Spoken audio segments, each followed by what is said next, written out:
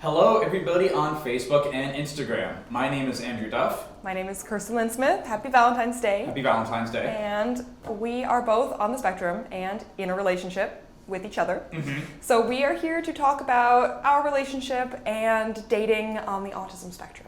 And so we have a couple questions that we're prepped and we're going to answer them, but we also want to hear from you guys. So if you have any questions, please chime in on Facebook or Instagram and we'll try to answer as many as we can. So the first one that we have is, where did we meet? So that's actually a semi-long but interesting, in my opinion, story. So Andrew has been part of a play about autism for several years now as an actor and playing an autistic character. And I met the writers and directors of the play like 5 or 6 years ago when they were first starting to work on the play, when they were first researching. They were interviewing autistic people all around the country, and I was one of the first people they interviewed to build the characters. They based them off of real people. So when I moved to the city, I knew they lived around here, and I asked if they knew anyone on the spectrum who worked in the field who I should meet and like network with. So they were like, oh, we know who you should network with. We have this friend, he's also on the spectrum, he's part of our play. So they had us friend each other on Facebook. It was very apparent that he was not a good networking opportunity. No, I was not. And so we like talked a little about autism and like whatever. And then about a year later, I at the like UN World Autism Day, I ran into one of the writers directors, and he invited me out afterward for drinks. Said, oh, we're going out with some friends after this. And the friend that they had brought was him. So we got to meet in person, and we started dating within a couple days. And it was, what's funny about that is, while they told her that I was a good network connection, the directors, Andy Paris and Anishka Paris-Carter, are the ones who set us up. They apparently were trying to get him to date me. Yeah, they were like, oh, we know this cute girl on the spectrum, you should totally date her. Very different intentions for me. And it was funny because we met on Autism Awareness Day, and I was actually in between work. I had just gotten off of the 9 to 5, but I had to leave at around 7 to film some of the buildings that were lighting up blue.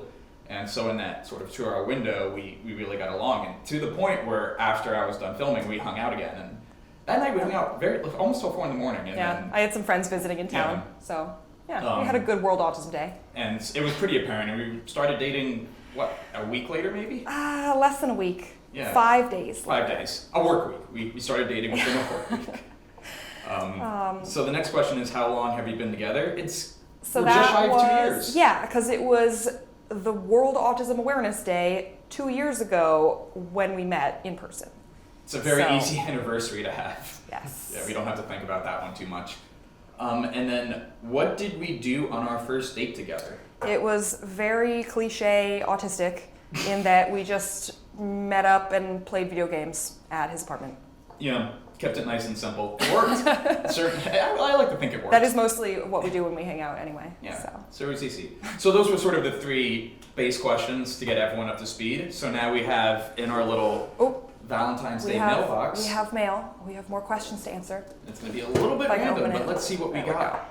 Okay, let me see. This guy at the front. What have you learned about yourself in general and autism from this relationship? From this relationship specifically. Okay. Oh, this one. Okay. Let's see. You want to take this one first, or you want me to go? Do you have anything?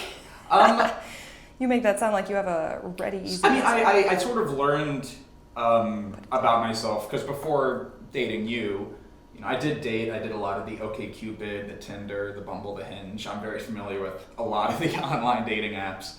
And not to say they weren't successful dates, but I really didn't date anyone for longer than a few months. So by and large, you have been my longest and I would say most successful relationship. And I think part of that is because of our diagnosis and being autistic. We relate to each other in a way that is possible with somebody that is neurotypical, but I think it's a little bit of an easier fit for me. I will say I find it interesting that like we get along not just because we're both autistic, but because we have like complementary autisms. Like people are always like, how does your autism affect you and all that stuff. That like I have dated an autistic person before, and he was very, very different from Andrew. Every autistic person is as different from each other as neurotypical people are from each other. So it's never a sure thing that a relationship is going to work out just because both people are the same neurotype. But I've gotten very good at letting myself talk even if I don't know what I'm going to say, and at encouraging you to do the same. Yeah. Because communicating takes a lot of effort when you're both bad at it. Yeah. And so we have to make like you said, a big effort to get there. The good news about that is we're both naturally very honest people, sometimes to a fault. So sometimes we have very difficult conversations. But the good news is nothing ever festers in our relationship. Nothing really is simmering under the surface. We're not really holding a lot back. So when we do have these moments of you're doing something that's bugging me, or I have to tell you this, or we have to work on this, it happens very quickly, and it works really well, I gotta tell you. It reminds me of what I read once, that a predictor of relationship success is a low threshold for discomfort, meaning that if something is bothering you, you say something right away. And I feel like that is something that we, I don't know, as autistic people and our personal flavor of autism that we're good at, that if something is bothering him, he's gonna immediately be like, honey, like, but when you, whatever, like, he's not gonna let it fester. Or, you know, the typical thing a lot of neurotypical people do in relationships where they wish their partner could read their mind. They don't want to have to ask for comfort or care. And they want someone who knows when something is wrong, who knows what to do without being prompted, and neither of us expect that. So it means that we're both very communicative, not necessarily in neurotypical ways, but in ways that are harder for neurotypical people in relationships. I think we know that question. Yeah, do you want to to do another one? Let's do it. Consult the box. Consult the box. All right. What's this thing? In what ways do you think your ASD might have influenced your attitudes towards love? So how does autism influence our approach and attitudes toward love? Well, for one thing, I had the problem that supposedly a lot of girls on the spectrum fall into this, but I know a lot of autistic boys and men who have gone into this too, that stereotypically autistic people don't like fiction, but I found that it's kind of a 50-50 split. Either they love or hate fiction, and when they love fiction, they become obsessed with it and think the world should work that way because it's easier. That I was definitely caught up in the idea that is presented by cartoons and books and whatever, that if two people who are, you know, potentially into each other, like, you know, a boy and a girl existing in the same area, that you would just naturally fall in love without having to put in any effort. And that is not at all true. And I had to work really hard over my life to figure out, like, you know, I thought, you know, my first boyfriend, he likes me. So why does it take any effort to be in a relationship? Like, I, you know, had a very Disney-esque view of romance because I took media very literally. And I would say for me, when it came to love, I guess the way I would think about it is I didn't really have a good feel on it. I think I'm in the same boat as you, or I would get attached to fiction and sort of these grandiose ideas of what love was. You had a really set life plan, I remember. I did. I felt like I was going to be single for a very long time, probably till like 33, and then follow How I Met Your Mother sort of. What he said to me was, I figured I'd date around, and then as soon as I hit 30, then I'd settle down. I'm like, all right, so how do you mathematically just like, all right, it's my 30th birthday, like, recruiting a wife now. It works in the movies. It always worked in the movies. So and you know, I'm sort of joking, but there was a sense of truth to that, where I sort of resigned myself to this idea of it will be very immediately known, and it will be a lot of grand gestures, and love was about these grand gestures and these, you know, constantly doing these stereotypical romantic things, like going on a ton of trips, or, you know, having these extravagant dinners. You do cook me dinner a lot. I do cook you dinner, but they're nothing extravagant. But I think in our relationship and sort of learning how we work both as individuals and as people on the spectrum, love for me has become just a comfort. You know, it doesn't have to be grandiose. In fact, I think it's a stronger love when you're not trying so hard. For me, one of the big things is we actually have two TVs. Right next to each other. Right next to each other, and headphones. And two PlayStations. So we're still in the same room together, but if we need to focus on different things, we do that a lot. parallel, what is that? In autism therapy, they call that parallel play, where we engage in parallel play very well. Yeah. So, but being able to be in the same room and not talk, when I was younger, that would seem like a broken relationship to me. But in actuality, we are so comfortable there. Yeah, it was funny when we first started dating. He had this idea that he had to be entertaining me all the time if we were hanging out, and I'm like, we can ignore each other. It's okay. Yeah. But okay, I feel like we could do another question. Yeah, we're exhausting this one. Oh, so Instagram has to go. So thank you so Bye, much Instagram. for joining us. If anyone wants to keep watching, we'll still be on Facebook Live for a while, so feel free to move over there if you're moving off Instagram. Happy Valentine's Day. Happy Valentine's Day. And hello, Facebook. We haven't left you. No, not yet. I'll do another question. Yes, let's do it. Okay. How old were you when you started dating people? Successfully? Ugh. Not successfully. Not successfully. I would say one of my first date when I was 16, and I don't think I really got into the groove of dating until about college, so 18, 19. For me, 16. I had my first relationship at 16 with one of my friends. Yeah. But so in the sense of I had a more neurotypical dating trajectory than most autistic people. I didn't have the same timeline of absolutely nothing until I'm 30, or like a lot of my friends. Yeah. I don't know how much we could milk out of that question. I might need to. Let's hop to the next one. That's a pretty straightforward one. Yeah. It's an easy one. Or you want to take one? Of course. Let's see.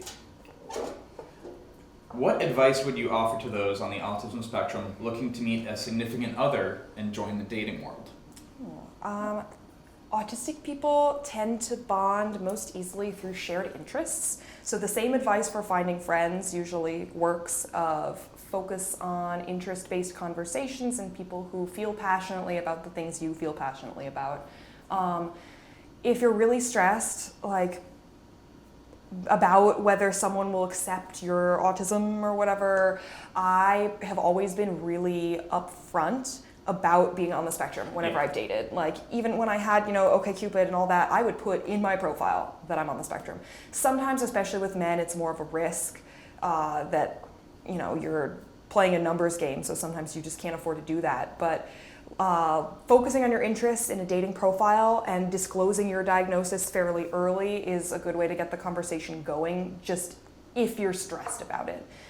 My rule of thumb is that if someone likes you, they don't care whether you have a diagnosis. They care about your personality traits, which part of that's autism. Yeah.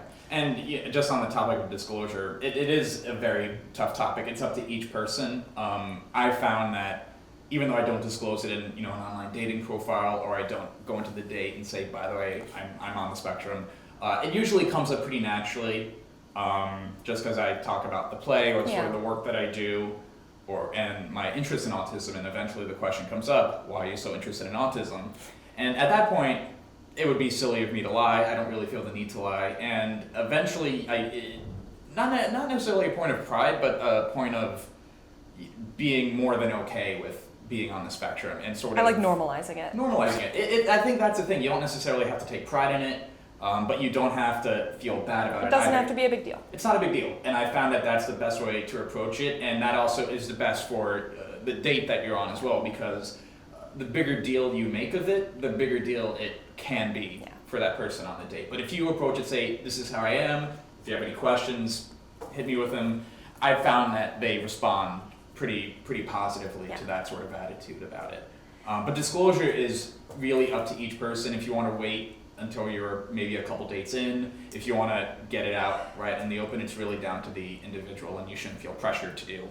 It's also hard because this question is so open-ended, and I have so many things that I could share, like dating safety, like if you're using an app, or even if you're meeting someone in real life, that a lot of dating culture is even more indirect than normal social culture, that things that people would be more comfortable being direct with, explaining why you're hanging out, when and where you're hanging out, all these types of things, people are never direct when they're dating, and it's rude to be direct. So now, thankfully, everyone kind of knows what Netflix and chill means because of the meme, but still a lot of autistic people don't know that that's not a literal phrase. If you're invited to someone's apartment to watch Netflix, or if they don't use the phrase, if you're invited to someone's apartment to watch Netflix, that means they consider that a date, and they're probably going to try to initiate stuff with you, and you should be prepared, or else you'll get caught up in like having to deal with it in the moment. That being able to be clear with your intentions and get them to clarify theirs, like whether it's someone in person or through an app or whatever, just saying, hey, like, say if you want to do a meet before you set up a date, clarifying like, hey, I want to meet you in person before we arrange a formal date. Let's meet during the day somewhere like a coffee shop, and if we like each other, then we can arrange a date, dinner date, a movie date, whatever. That like being as direct as possible will encourage the other person to be more direct than they otherwise might if they were dating a neurotypical person. So, I don't know. Yeah. I have opinions about dating safety. But yeah, I think that's pretty good for that one. Want to go on to the next one? Sure. Let's do it. You did the last one. Yes, that's right. What's this guy? Have you been in previous relationships before? Kind of briefly covered this, but yes, I have, both with autistic people and non-autistic people.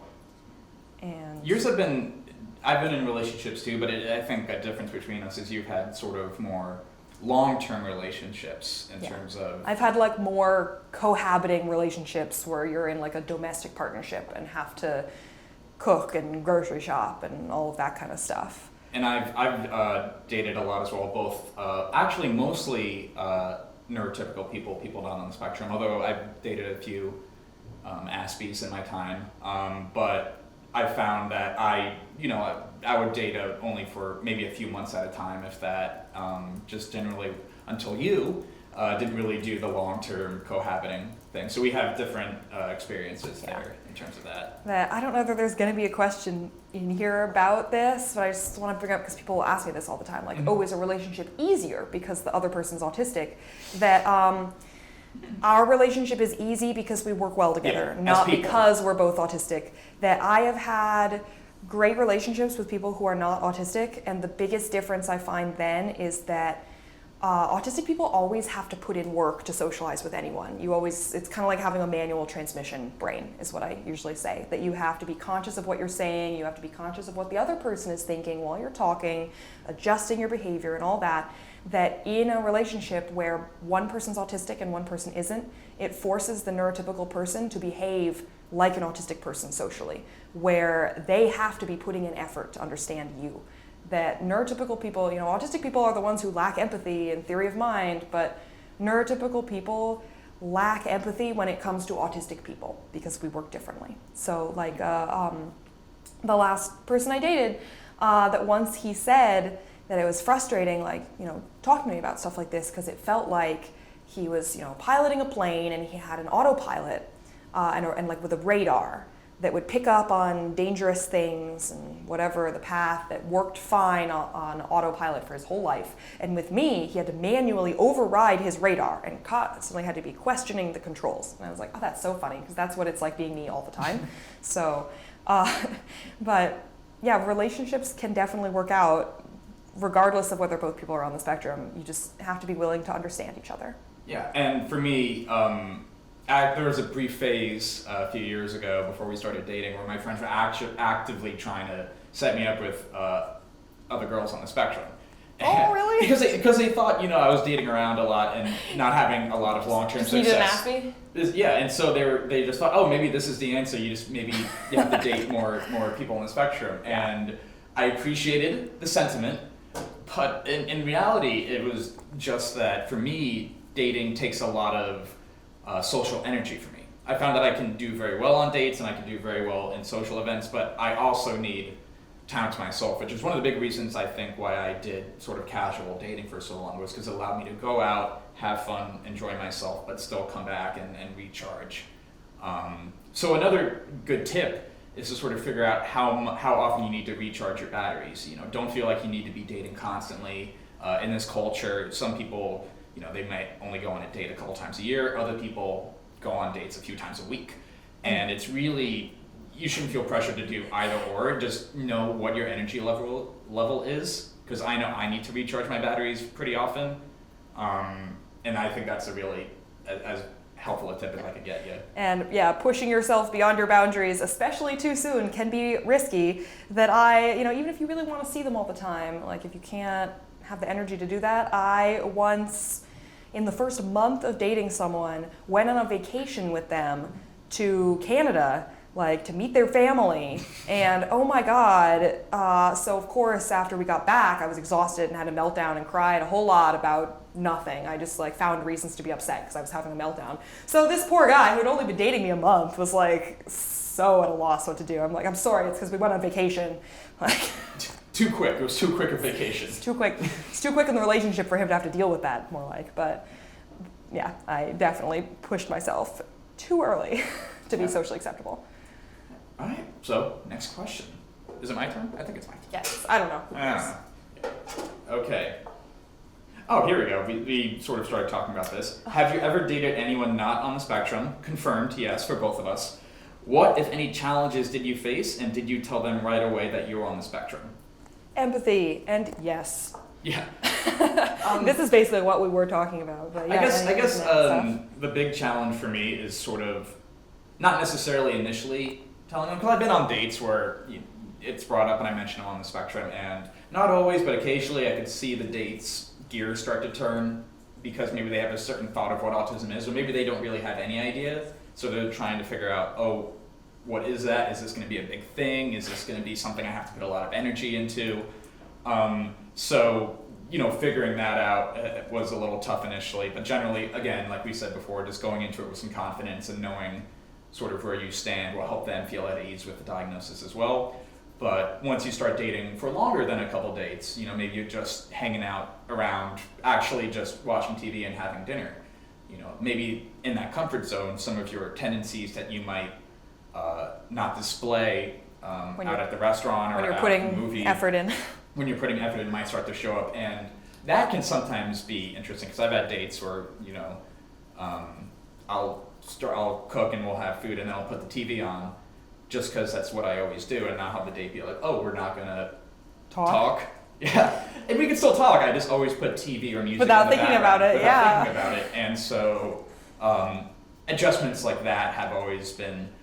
They can be stumbling blocks, but you can learn from them, and you could also, just say, this is how I do it. If it's okay, can we meet in the middle and maybe have music in the background while we talk? Now, also, in my experience, a way to kind of soft disclose if you don't want to like wave the autism flag when you're dating, because it can be controversial and stressful and whatever, sometimes you don't need to share that much right away, is just sharing individual traits as needed.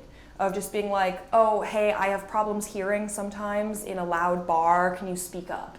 Or like, it helps me focus if I have background music on while I'm talking or eating or whatever. That being able to just do, trait by trait, and then maybe later if you get comfortable with someone, you can find a way to bring up like, oh yeah, I'm actually on the autism spectrum, and that's why I whatever. But just because a lot of, especially sensory things, everyone has needs like that, and so just bring it up like it's not a big deal. Be like, oh, yeah, I hate scratchy fabrics, or I just need to go change my sweater.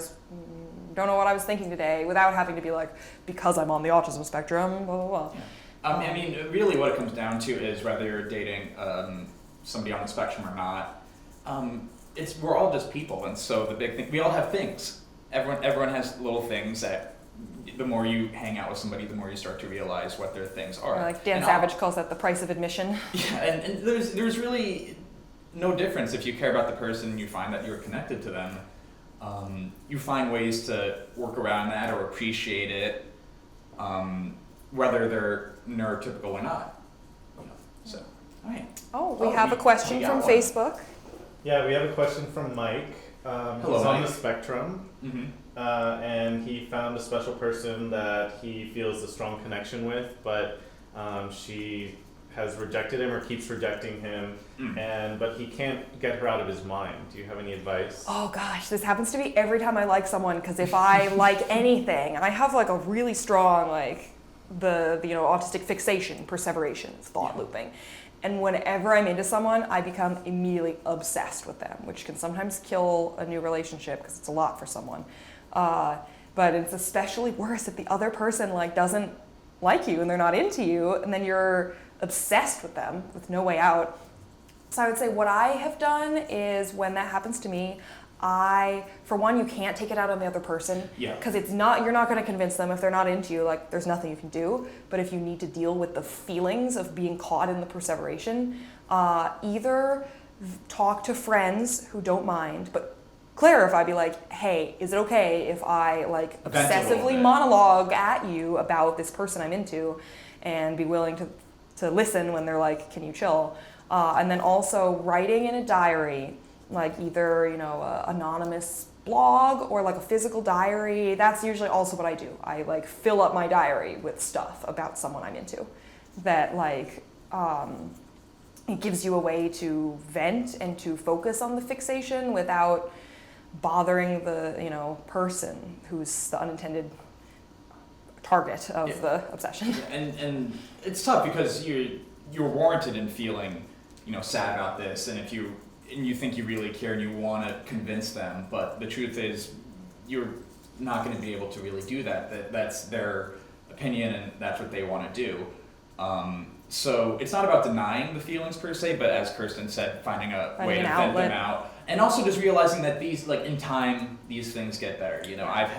During my high school and early college phase, I really didn't know how to handle this, and I would get obsessed and I would try all these different things, and I didn't really have the maturity yet or the knowledge to understand that time does fix these things to a degree, and venting is a great way to do it. Hanging out with friends or family is a great way to do it. Especially if you can talk to them about who you're obsessed with. Exactly, yeah. But even just distracting yourself in different ways.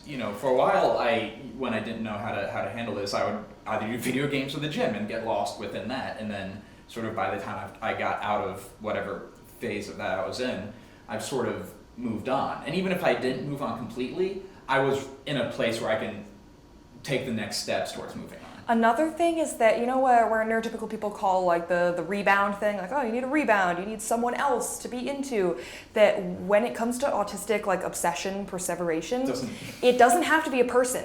If you can find either an old special interest to kind of engage in and rekindle, or a new special interest to like just find something to be obsessed with, it kind of makes your brain shift gears, that instead of being obsessed with Melissa, you're now obsessed with My Little Pony or whatever. Like it as long as you have something to fixate on that's satisfying in that like stimmy obsession way, then it can help you forget or at least distract you from an unwanted perseveration. So I've done that before also with great success. So great. So hopefully that helped out, Mike. Yeah. All right, so another one from the box, I think. Okay. Let's see. Are there certain things that you might have trouble with that your partner might not? Yeah, definitely. Oh my God, Yeah, I cannot do yeah. the dishes. No, she can't. I can't.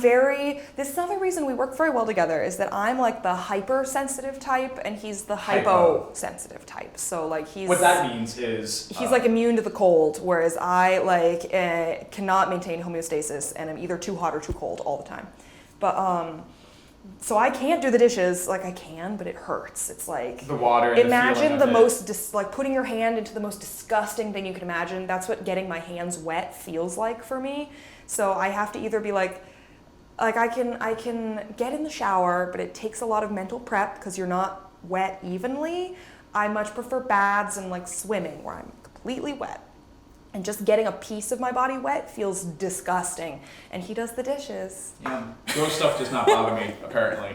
But paperwork and filling out forms, he doesn't like to do, and I do that. It's sort of calling me out. Yeah, I never really. I could do paperwork and stuff like that, but it sort of escapes my head, and I also get really stressed about that sort of thing. Whereas I enjoy it. You love doing that. I love doing taxes. I love doing taxes. So it's so that's another reason why we work, is because I'll do a lot of the sort of household dirty gross chores. He cooks dinner and does the dishes, work. and I put up shelves and do taxes. Yeah. So just finding things like that, but also in terms of the hypo, that also comes in play with touching and stuff. I think that's one of the questions. Well. We're beating to the punch. We'll talk about it now because we're there. It doesn't matter. But for me, example, I don't really like a ton of touch. I don't really like. I can do it, but it takes a little time for me to do it, and I have to consciously. I have to really think about it because for you, touch is a very different sensation. This is a good way of putting in where hyper and hyposensitive does not have. It's not a linear thing. No. People aren't one or the other in every respect, and then it also doesn't have much to do with how you feel about whatever in a context. So like I have written and spoken at length before about how like I hate physical greetings. I can do them, but it takes so much effort that I'm going to forget someone's name if I shake their hand. So like everyone whose hand I shook today, I forgot your name. But like it also doesn't mean that I just like can't be touched. Like if anything, he's more like that than me. Like I am very particular about touch, and it's like it takes up like 90% of my brain, so it's very important. But it like also it calms me down, like deep pressure. So like, can I have a squeezy? Mm-hmm. That like doing larger. That like if I'm stressed, I like have him do this to me, and it makes me feel a lot better. But whereas for me, if I'm feeling stressed, because your instinct is to like do comfort. what I do to you and comfort and all that. Why do I have a but phone alarm? Sorry, Facebook. So rude. I have a phone alarm going off for something I don't even need to do. But for me, you know, her instinct is to hug me or do deep pressure, but in reality, what I need is everyone away. Leave me alone for a while. Yeah. Distance. But that's something that, you know, we've communicated and we've been able to sort of figure out and maneuver. Yeah. So, another okay. one. Let's see. Who's this guy? What's the hardest thing about dating in general and being on the spectrum? Oh my God, there's so many things. There's a lot. I guess one, in terms of dating, I could talk about, you know, sort of online dating and sort of the idea of rejection, and learning how to process that was something that was tough for me for a while. Because I think part of it was because I was looking at the idea of love and the idea of dating in a very particular mindset, and it wasn't until I acclimated myself to it that I really sort of understood that. So the hardest part for me was learning to deal with rejection, and also just knowing what the other person wanted.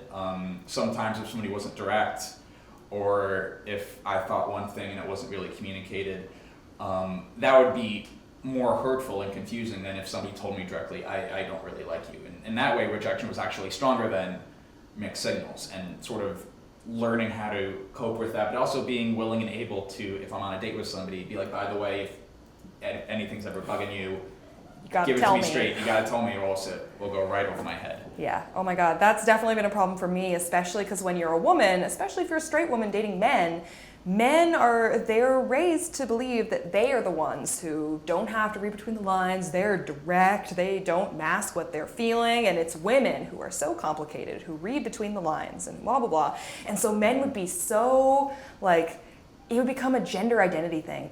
They get like emasculated when I'm the one who's bad at communicating, and when they realize that no one's going to comfort them unless they ask for it. That like neurotypical men are just as indirect and between the lines and politics as women are. They just don't like think of themselves that way. They don't make it part of their identity. So like, you know, ex-boyfriend gets home, is kind of short with me, is like whatever, goes in the living room and starts working instead of saying hi. I'm like, oh, he's busy. I don't check in. Like a neurotypical woman would check in, be like, hey, is everything okay? Do you need anything? Mm-hmm. Did I do something? I'm just like, oh, he's busy. He's going to work. Like, that's fine. I won't bother him. And so then he would, you know, get offended that I didn't know he needed care and that he had to, you know, ask for affection, because that's, you know, not what a man expects from a relationship with a woman. And so that's something that would cause me a lot of grief, especially when I was younger, like relationships in high school with, you know, high school boys don't think they're gonna need to tell their girlfriend how to have a conversation about their feelings. Like my neurotypical ex-boyfriend from my senior year of high school had to like sit me down and teach me how to have a conversation about feelings. And that was probably a very interesting experience for him. But also like, one of the hardest things for me as a woman is that men aren't direct. I didn't know men aren't direct. I didn't know no one is direct with dating. And, you know, I'd go over to someone's house to hang out with him and his mom, and it turns out he thought I was coming over to hook up with him. So, like, just things like that of being able to communicate with people who aren't being direct, especially when straight men think that straight women are very good at reading between the lines. Having to clarify stuff is frustrating, and yeah, it's all about clarification. Yeah. And just being okay with saying, hey, can you just let me know what we're doing here? Yeah, because What's then going there's on? other stuff of like I embarrass myself by blurting out uncomfortable things. Oh yeah, I do. We work together because we're okay with the uncomfortable blurting out That stuff. like of course then I'm going to be off-putting in other ways, but honestly like the communication aspect of relationship dynamics was the hardest thing of like being a dating autistic person, I guess. Okay, another one. Let's do it. Right. Let's see. Want to read? What tips do you have for effectively communicating in your relationship that can help others? Ooh, I actually have like a handout about this that I made for a talk You have a once. handout, So yeah. if anyone wants to just like Google my name and my website will come up and you can email me and I'll send you the handout I have, but like we can also talk. Yeah. Here. I mean, she's very good at it.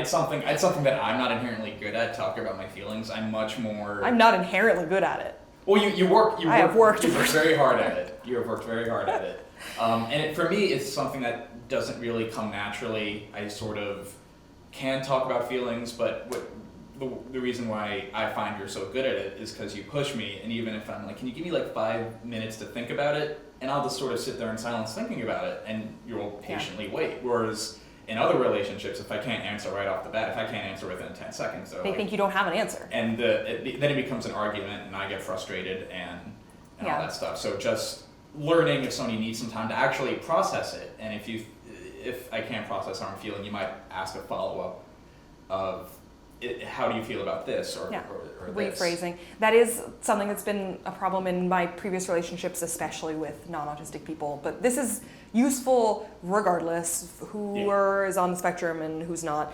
That, you know, there's always a processing delay with anything, especially for autistic people. And when it comes to talking about something abstract, the processing delay becomes huge because turning abstraction into something tangible is very difficult for an autistic brain.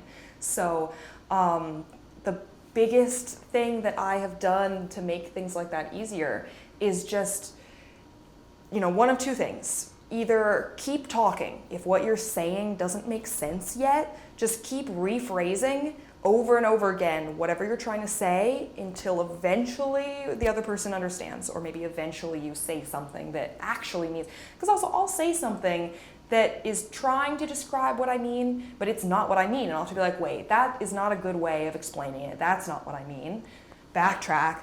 And then also, alternatively, if you don't have words for whatever you're trying to say, just be quiet and think about it. Or move the conversation to email or text message. Writing is we have a lot of conversations where we find it's easier to describe how we're feeling in writing, and that very often, if I can't say anything in words, or if you can't say anything in words, we do a lot of Facebook Messenger or Gmail. Like, people always say you're not supposed to argue over text because like, ooh, whatever. But like, I find it much easier to have difficult conversations through writing than speaking, because then I can kind of think through my answers, I can edit it, I can clarify, and it becomes more easy for me to organize and make tangible all of the abstraction. Yeah. And on the receiving end, if I got an email, it's something that it's not a word conversation. It's not a voice conversation where it comes in once and then you might not hear it again. And you can reference points. Yeah, you could reference points. You can look at it and sort of see in the writing, oh, there's where the problem might be, and you could review it and stuff like that. So if that's a better avenue than talking, you should feel 100% okay with doing that, because we do that all the time. Anything else? I have a lot more I could say about that, but I don't know whether I'm grinding that topic down too far. I'm trying to think of what I had on my handout. Because I once did a talk on this, like, for a conference, and I made, like, handouts for the audience, and I don't remember what's on them. This is why I saved notes. I mean, I guess the only other thing I'll say about that is don't be afraid to be honest. You know, don't be afraid of making the other person upset or making them angry, because if you lie about it, it's worse. It gets worse because you haven't solved anything. You're just holding off the inevitable discussion. So always try to, if you find that there's something you want to talk about, say it right away. Try not to go to bed mad. People, that's a very common thing. Though if you have to, it's fine. Don't stay up all night just because you're still mad. Yeah, don't pull an all-nighter just stewing in your. Because especially anger, also sometimes like autistic people, but especially me, this is my type of autism, that part of executive functioning is emotional regulation. And I have a really hard time with that aspect of it. So sometimes when I'm upset, I will get way more upset than I actually am. Or I'll start getting upset about something that's not really a problem. Yeah. So then I can say, okay, I'm really upset right now. Well, maybe it's better for me to actually go to bed. Because then the next morning, I won't be upset about whatever it is anymore. Or you have I'll a be clearer upset head in a about- productive way. Instead of just like crying and not being able to communicate, I will be like, okay, so this is actually what went wrong. Here is what I should do differently in the future. And it means that it gives time for the meltdown to pass. Don't try to have serious conversations During if a meltdown. one or both of you are having meltdowns. Yeah, it's Nothing better like just that. always try to approach those with Yeah. a clear head. Distract yourself. Play video games instead. Yeah, do whatever you gotta do. We gotta wrap it up. So we have, I think, one more. Actually, that's perfect timing. We have just one more. Oh. Yeah, there we go. Wow. Amazing. Do sensory issues affect physical contact in the relationship? Yes. Oh, yeah, we talked definitely. about that a little. Hypersensitive, but you can work through it because we do. And also thresholds about that. Yeah, I don't know how much time we have. Am I allowed to answer this? Yeah, go for it. Yeah. Because I was going to say that also, if you have particular sensory needs, and especially if whoever you're dating is, they're in the spectrum, having a conversation very early on about sensory needs is super helpful. Just to be like, hey, just so you know, if you've disclosed your diagnosis and you're comfortable talking about it, you can say, my sensory profile is such and such. But even if you haven't disclosed, I don't think you need to disclose it. You can just can talk say, about what hey, you need. I'm really, really painfully ticklish. If you touch me, you can't lightly touch my shoulder. It tickles so badly. Please just firm hand. Those types of things, you don't even have to disclose a diagnosis. That's a conversation really everyone should have right off the bat. Just talk about what you need in a relationship and Yeah. what sort of person you are. Just be honest. I mean, that's the bottom line of this whole thing. Is And- being honest about what you need. And it's Physically okay to and mentally. meet up with someone from OkCupid and be like, by the way, I'm not really much of a hugger until I know someone well. So then when they stand up to greet you at the restaurant, you don't have to hug them. You can be like, hi, nice to meet you, high five, whatever. More just basically being open and communicative is the trick. Yes. So, I think that about wraps it up. Thank you guys so much for joining us. We hope we were able to answer some questions you might have. Please check in with autismspeaks.org. I'm sure there will be more questions popping up in the chat, and we'll try to answer as many as possible. And if you have questions, I don't know whether I can, my name is sometimes hard to spell. Is it on the screen? Feel free to look me up on Facebook, or if you Google my name, my WordPress will come up. Also, my email is just first and last name @gmail. Feel free to message me if you have questions. yeah, we're always open to do autism consulting in general, and I'm happy to respond to any further questions. So happy Valentine's Day. Happy Valentine's Day. everybody.